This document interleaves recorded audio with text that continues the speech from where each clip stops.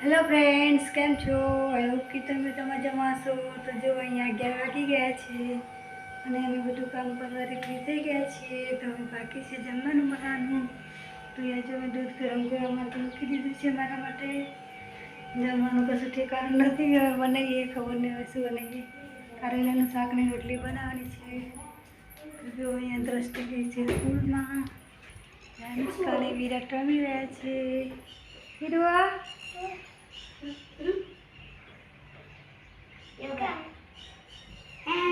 કરે છે જો.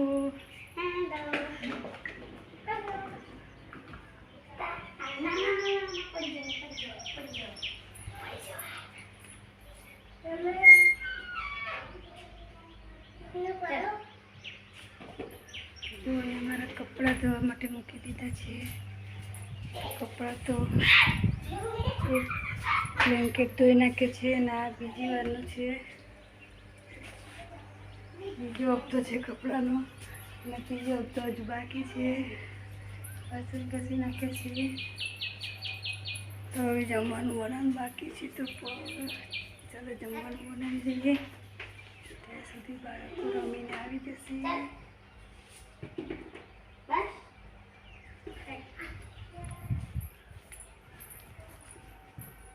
તો ચાલો જમવાનું બનાવી દઈએ અને પછી મળીએ થોડી વાર પછી.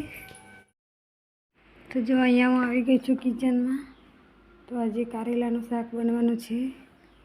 તો અહીંયા હું કારેલા સમારી રહી છું. જુઓ, તો કારેલા 500 ગ્રામ છે, પરંતુ એમાંથી 4 કારેલા સારા નીકળ્યા છે.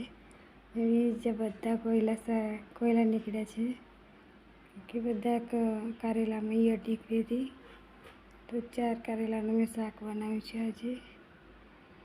કેમ કે જમવાવાળા બહુ નથી, અમે 3 જ જણા છીએ, હું અને દ્રષ્ટિ કાવ્યા. વિરાટના પપ્પાને જમવા જવાનું છે.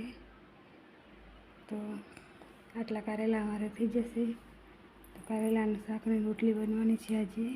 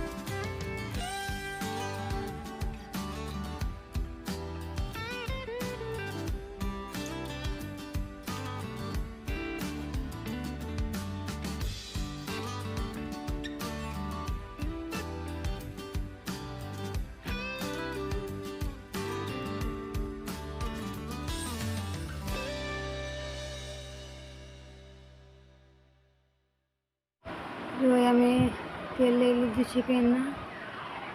એમાં રાઈ અને લસણની કળીઓ નાખી દીધી છે કાપીને. લસણની કળીઓ થોડી બ્રાઉન થાય ત્યાં સુધી તેને શેકી લઈશું, કેમ કે કારેલાના શાકમાં લસણની કળીઓ સરસ લાગે છે. વચ્ચે વચ્ચે ચાવવામાં તો સરસ ક્રંચી લાગે છે. અહીં અમે કારેલા પણ નાખી દીધા છે અને પછી તેમાં હળદર, મીઠું, મરચું એ બધું નાખીને ખુલ્લું જ ચડવા દેવાનું હોય છે, કારણ કે ઢાંકીએ તો શાક ઢીલું થઈ જાય છે. તો ક્રિસ્પી બનાવવા માટે ખુલ્લું જ ચડવું છું હતું. તો ત્યાં ખુલ્લું તેને ચડવા દઈશ અને એક બાજુ પછી રોટલીનો લોટ બાંધી દઈશ. અમારી રોટલી અને શાક બની તૈયાર થઈ જાય.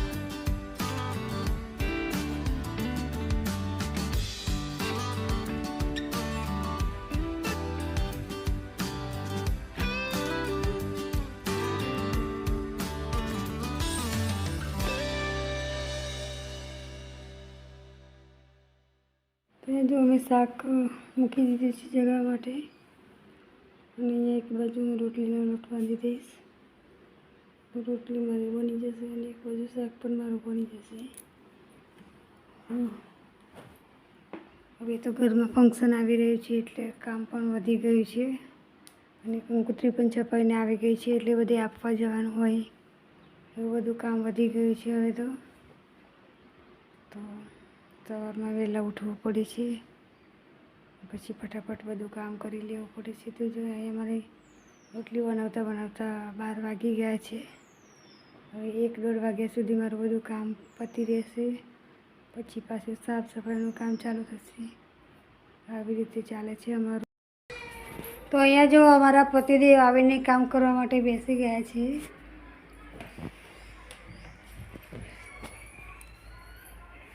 હેલો તો બોલો, થોડુંક તો હેલો બોલો કોઈક દિવસ.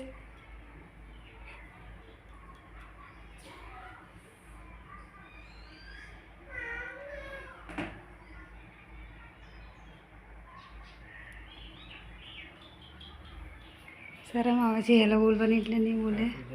આવી ને ક્યાં તમારે જમવા જવાય.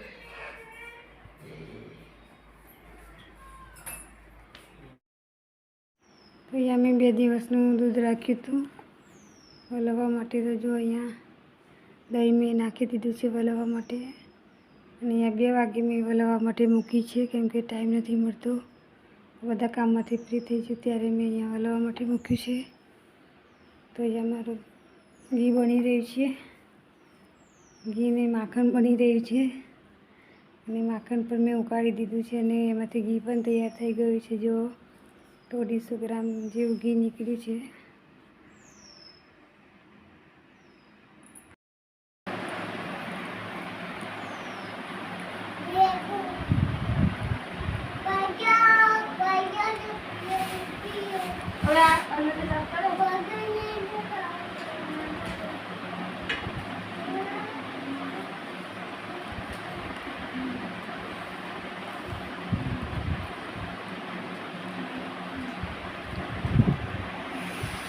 મીરુ શું કરો? હા, હરણ, એવું, મોર,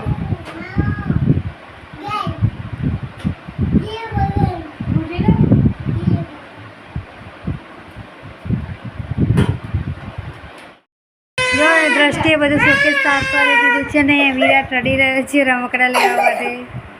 શું છે બીજું?